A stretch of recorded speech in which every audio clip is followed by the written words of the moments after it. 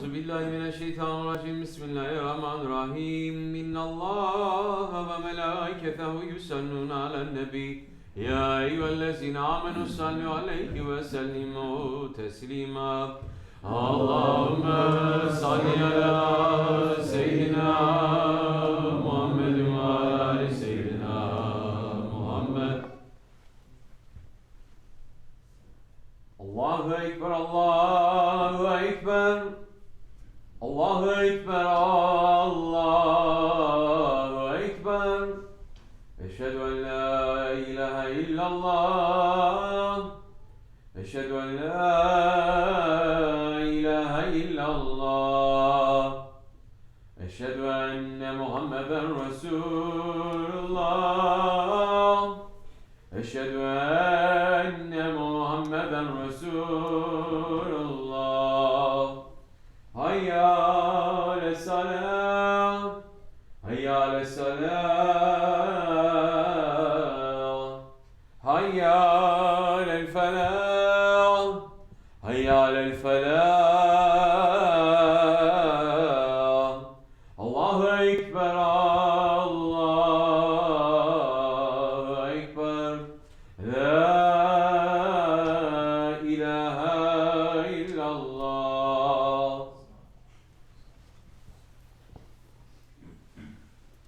Elhamdülillah, elhamdülillah, elhamdülillahi rabbil alemin, ve salatu ve selamu ala Resulina Muhammedin ve ala alihi ve sahbihi ecmain.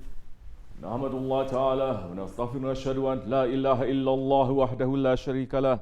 Neşhedü enne seyyidina Muhammeden abduhu ve habibuhu ve resuluh sallallahu aleyhi ve ala alihi ve ezvacihi ve tabi Khalife Raşidin Mahdin min ba'di ve zemmeti ala tahkik خصوصا منه علامة خلفاء رسول الله تحقيق عمر المؤمنين حضرت أبو بكر وعمر عثمان وعلي وعلى بقية الصحابة التابعين رضوان الله تعالى عليهم أجمعين يا أيها المؤمنون الحاضرون اتقوا الله تعالى وأطيعوا إن الله مع الذين اتقوا الذين هم محسنون الحمد لله رب العالمين والصلاة والسلام على أشرف الأنبياء والمرسلين سيدنا مولانا محمد وعلى آله وصحبه أجمعين. All praises are due to Allah, Lord of the universes. All praises are due to Allah, who is the first, the last, the manifest, the hidden, the one who has might and power over all things. All praises are due to Allah, who sent His Habib, Sayyidina Muhammad ﷺ, as the mercy to the universes. And may all peace and blessings be upon the Sultan of creation, the Imam of the messengers, the seal of prophethood, the master of the first and the last, the grandfather of Hassan and Hussein, Sayyidina Muhammad ﷺ, and upon his noble family and blessed companions, especially upon the four Khulafai Rashidin, Hazrat Abu Bakr Siddiq, Hazrat Umar Farooq, Hazrat Osman al-Ghani, and Hazrat Ali al-Murtaza, and all those who follow them until the last day. Ya ayyuhal mu'minun, O believers, welcome to you on this day of Jumma, the second Jumma of the month of Jamada al-Awwal. Jumma is a day to be in Jamaat and to be awake.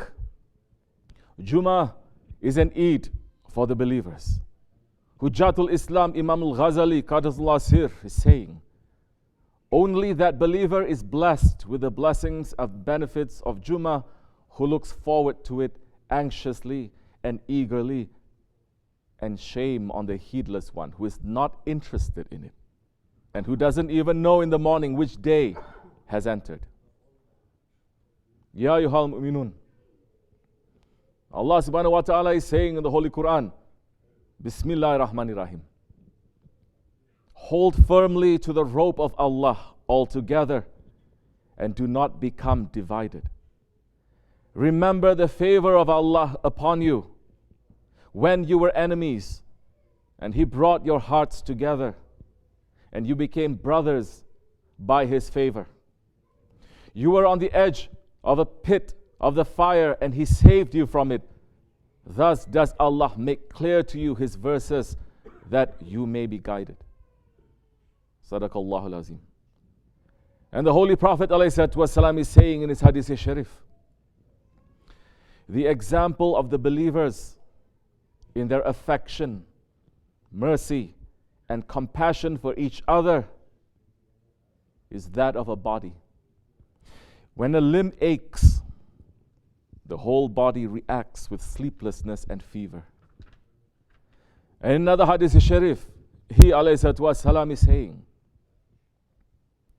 the one who relieves the hardship of a believer in this world, Allah will relieve his hardship on the day of judgment. He who makes easy what is difficult, Allah will make it easy for him in the world and in the hereafter. He who conceals the faults of a Muslim, Allah will conceal his faults in the world and in the hereafter, because Allah helps the servant as long as he helps his brother.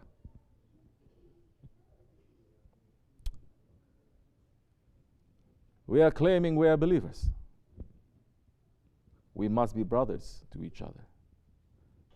We must have brotherhood amongst each other. That is the foundation that Islam was built upon. Look at the life of the Holy Prophet ﷺ and his companions in the time of the Jahiliyyah. Everyone was divided. Everyone was living their own selfish, egoistic life.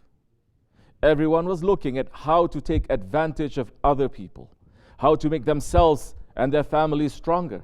But then the Holy Prophet ﷺ came as a light in that guidance, and he took people from every family, from every clan, from every tribe, from every nation, from every part of the world, and he made them brothers.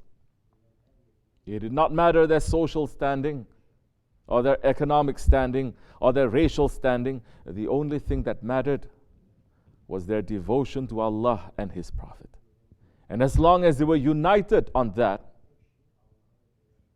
those bonds of brotherhood were the most important thing. And that tradition continued and was revived in the time of the Holy Ottoman Empire. The Ottoman sultans, they also united all tribes, all nations and all races. And as long as the people under the empire agreed to be servants of Allah subhanahu wa ta'ala and servants of the Messenger alayhi salatu wasalam, then they entered into that family of the Ummati Muhammad alayhi salatu wasalam. And they kept those bonds of brotherhood. And that is why in the time of the Ottomans, they felt the pain for every Muslim in the world. Whether a Muslim was suffering from Africa to India to Indonesia, the Ottoman sultans were sending their aid to those people because they felt the pain for the Ummah. Even they were sending their help, they were even sending help to the non-Muslims. Like Sultan Abdul Majid I, who sent help to the Irish during their famine, because they are also part of the Ummati Muhammad. But today, Muslims have lost it. Not just they have lost it, they don't care anymore. Muslims are suffering, they are dying, they are being tortured around the world, but the so-called 21st century believers cannot stop and think about them for even one moment. They cannot stop to shed even one tear for them. They cannot stop to read even one Fatiha for them. And instead, we see them adding to the suffering. In Syria, we see that those people who were in safety are sending photographs of their food, what they're going to have for dinner, to those people who are suffering, to those people who are starving. In Saudi Arabia and other Gulf countries, we see that people are having Christmas and New Year's celebration and birthday parties for themselves, for their kings, spending millions of dollars, while refugees are watching the fireworks from broken tents at their borders. Meanwhile, the young Muslims are being busy trying to be a scholar to issue fatwa to each other, learning about Islam with their ego, turning around and starting to question and criticize and insult 1400 years of Islamic tradition. Islamic tradition that is upheld by the Holy Prophet ﷺ and the Tabi'in and the Awliya Allah. They turn around and they start questioning the basic practices of adab, that belongs to the Holy Prophet ﷺ. This is because they are struggling to learn ilm before manners. When you study ilm, knowledge before manners, you will be like shaitan. When you have manners before ilm, that's the time you will be like the children of Adam. Because Adam alayhi salam, when he came to life, the first thing he said was Alhamdulillah. He knew his manners to his Lord. He did not question, he did not ask. But this is what is happening mostly to so-called first world country Muslims. They are learning knowledge without any manners, and they think that they are the top of the world, that everyone else is wrong. And they are right, because only yesterday they started to take Arabic classes and learn how to read the Quran in the language of the Arabs. This is what happened to believers.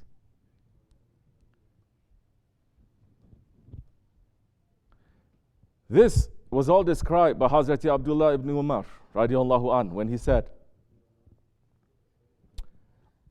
said that Muslims are no longer caring for each other because they are just being selfish, egoistic ones. He said, there was a time when we held our brothers dearer to us than gold or silver. But today, gold and silver are dearer to the Muslims than their own brothers.